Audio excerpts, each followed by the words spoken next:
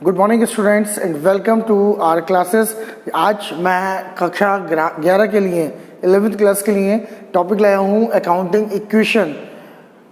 Last video में मैंने आप लोगों को अकाउंटिंग इक्वेशंस कैसे होती हैं, कैसे करनी चाहिए, इसे बनाने के क्या क्या तरीके हैं, ये सिखाए थे।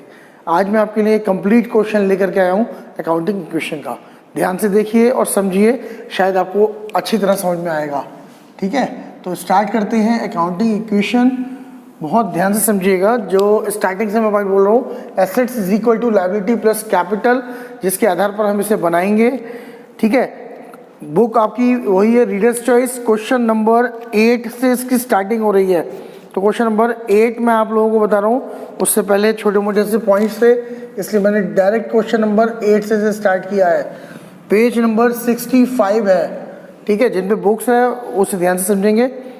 सबसे पहली ट्रांजेक्शन है, निम्नलिखित को लेखांकन समीकरण में दिखलाइए। व्यापार आरंभ किया 1,20,000 रुपये। जब आप 1,20,000 से व्यापार आरंभ करते हैं तो देखिए ट्रांजेक्शन का इतना एरिया, मैं लगभग ये मान के चलता हूँ कि इसमें हम थ्योरी लिख सकते हैं। ठीक है, जैसे पहली कंडीशन लिख देते हैं, business started.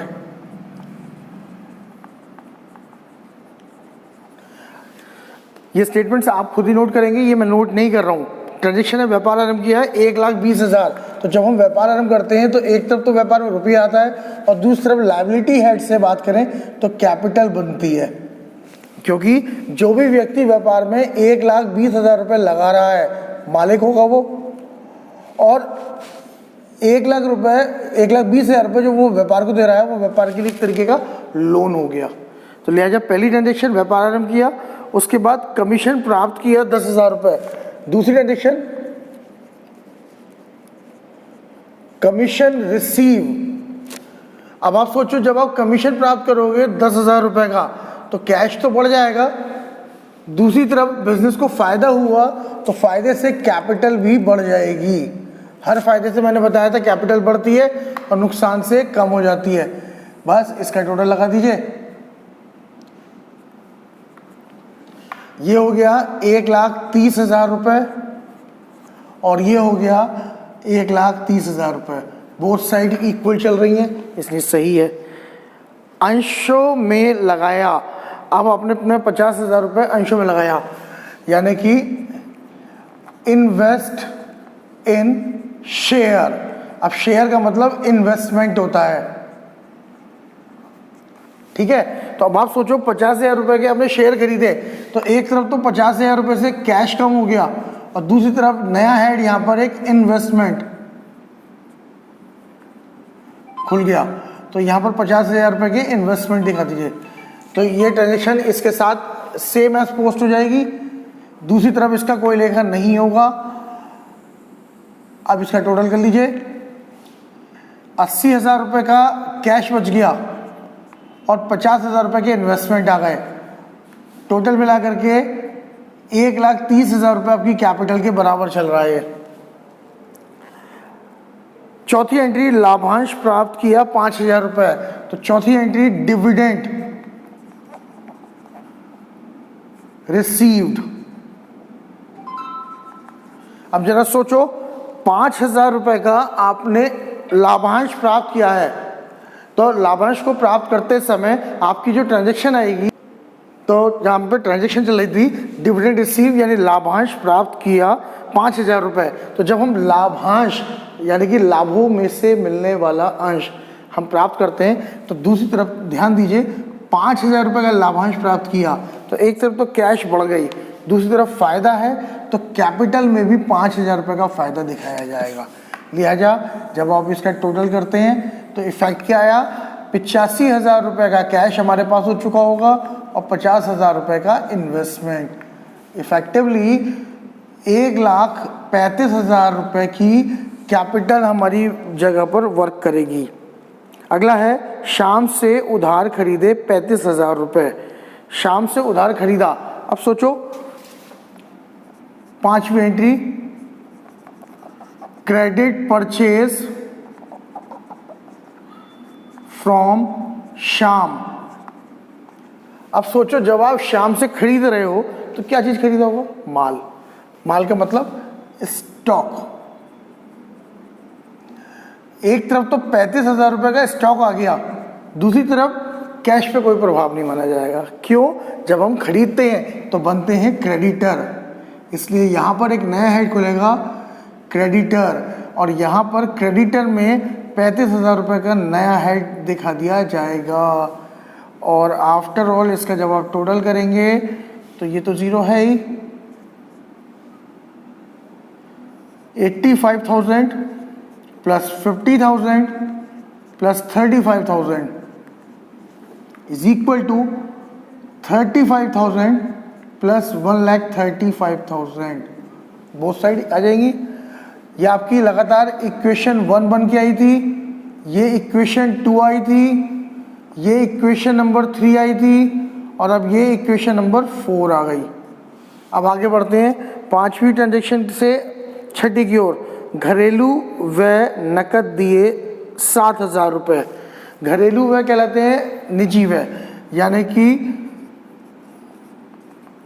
Drawings made 7,000 rupees. ठीक है, 7,000 रुपये के आहरण कर रहे हैं, तो अब आप सोचो जब आप आहरण करेंगे तो रुपया कम हो गया, यानी कैश में से 7,000 रुपये कम हो गए। दूसरी तरफ ना तो विनियोगों पर प्रभाव पड़ा, ना स्टॉक पे, ना ही लेनदारों पर प्रभाव पड़ा, हानि हुई। खर्चा करने से प्रॉफिट कम, यानी 7,000 की कैपिटल भी कम हो जाएगी। इफेक्टिवली जब आप इसका टोटल करते हैं तो देखिए 15 8 78,000 रुपये प्लस 50,000 रुपये प्लस 35,000 रुपये, ये तीनों बैलेंसेस आएंगे। फिर उसके बाद इधर आ जाओ, 35,000 प्लस 1,28,000 रुपये, ये इक्वेशन नंबर 5 बन के आ गई। घरेलू व्यय के 7,000 के बाद आ गए 10,000 रुपये की कीमत का माल नकद बेचा 14,000 में। 7 goods sold costing rupees 10,000 for rupees 14,000। अब 10,000 का माल 14,000 में आप बेच रहे हैं, तो सोचो स्टॉक तो 10,000 रुपये का डेफिनेटली कम हो गया। 14 में बेचा तो 14,000 रुपये का कैश हमारे पास आ गया। जरा सोचो 10 का माल 14 में बेच रहे हो तो 4,000 रुपये का फ़ायदा हुआ या नहीं? वो फ़ायदा कैपिटल को बढ़ा देगा। हर फायदे से कैपिटल बढ़ेगी, हर नुकसान या खर्चे से कैपिटल कम हो जाएगी। लिहाजा ये टोटल जब आप करेंगे तो 8 4 12,000, 7 8 और 1 9 92,000, 50,000, और ये घट करके रह गई 25,000 रुपये। जब आपने माल बेच दिया तो स्टॉक कम हो गया, 35,000, 1,32,000। ये आ गई हमारी इक्वेशन नंबर 6। इसके बाद आ गया श्याम को दिए 35,000 रुपये। अब श्याम कौन है? हमें ध्यान आया श्याम से हमने खरीदा था, ये क्रेडिटर जो है इसका नाम श्याम है। अब हमसे कह रहा है कि श्याम को दिए 35,000, तो जरा सोचो कैश पेड टू श्याम, ये कह रहा है वो। तो सोचो 35,000 रुपये का तो क्रेडिटर खत्म हो गया, जब आपने उसे दे दिए तो दोबारा थोड़ी दोगे। दूसरी तरफ 35,000 रुपये से कैश भी कम हो गया, ना तो इन्वेस्टमेंट पे, ना स्टॉक पे, और ना ही कैपिटल पे, किसी पे कोई प्रभाव नहीं पड़ेगा। टोटल देखेंगे तो 12 में से 5 गए 7, और 9 में से 6 3 बचा 5, 57,000, 50,000 और 25,000।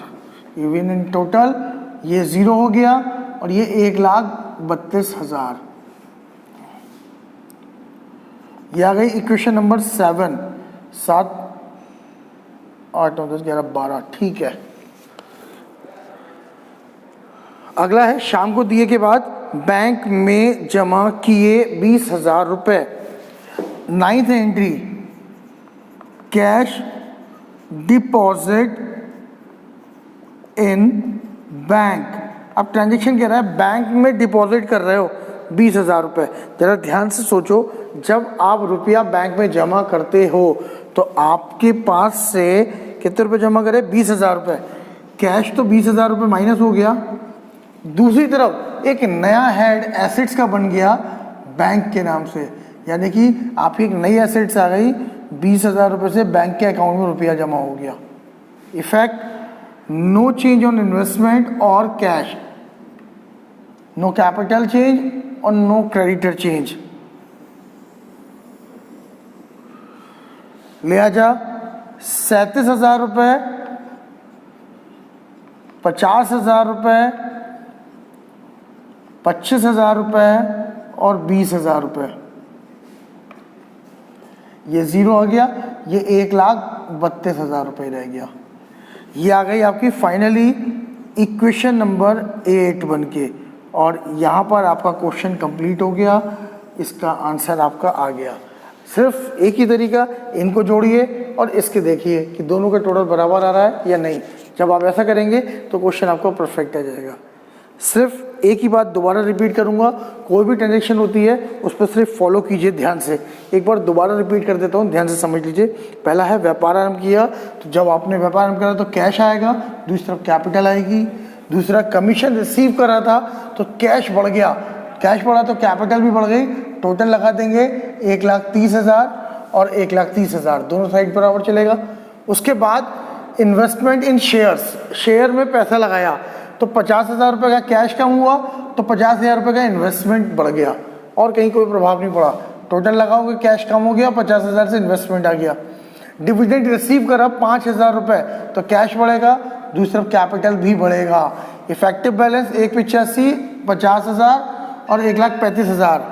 उसके बाद क्रेडिट परचेज फ्रॉम श्याम, आपने श्याम से क्रेडिट खरीदा था, तो जब खरीदा है तो एक तरफ तो स्टॉक पर प्रभाव पड़ा, स्टॉक बढ़ गया, दूसरी तरफ आपका क्रेडिटर भी बढ़ गया। लिहाजा टोटल लगाने पर 85,000, 50,000 और 35,000 इधर बराबर आ गया। Sold goods costing rupees 10,000 for 14,000, 10,000 का माल 14,000 में बेचा तो 10,000 से तो स्टॉक कम हो गया और 14,000 से आपका कैश बढ़ गया। तो सोचो 10 का माल 14 में बेचने से 4,000 का फायदा, फायदे से कैपिटल बढ़ा दी गई। इफेक्टिव बैलेंसेस निकाल लेंगे जैसे निकाल रहे थे। उसके बाद है cash paid to Shyam, Shyam means creditor, जब आप इन्हें पेड कर रहे हो तो कैश भी कम हो गया और क्रेडिटर भी कम हो गए। आफ्टर ऑल बैलेंस निकालेंगे जैसे नॉर्मल क्वेश्चंस में निकाल रहे थे। कैश डिपॉजिट इन बैंक, अब बैंक में रुपया जमा कर रहे हो तो भाई जेब में से तो 20,000 कम हो गए, बैंक के नाम से एक नई एसेट्स खोल दी गई, उसमें पोस्ट कर दिए, टोटल लगा दीजिए, जो आ गया वो आपका आंसर। केवल इतना ध्यान रखिए, क्रेडिट साइड और डेबिट साइड दोनों साइडों के टोटल बराबर आने चाहिए। जैसे आप करेंगे क्वेश्चन आपका सही आएगा। आशा करता हूँ अकाउंटिंग इक्वेशन का ये क्वेश्चन आपको समझ में आ गया होगा। यदि कोई प्रॉब्लम होती है तो आप मुझसे पूछ सकते हैं, मैं आपको बताऊंगा। बाकी इसका PDF मैं आप लोगों को सेंड कर दूंगा। धन्यवाद।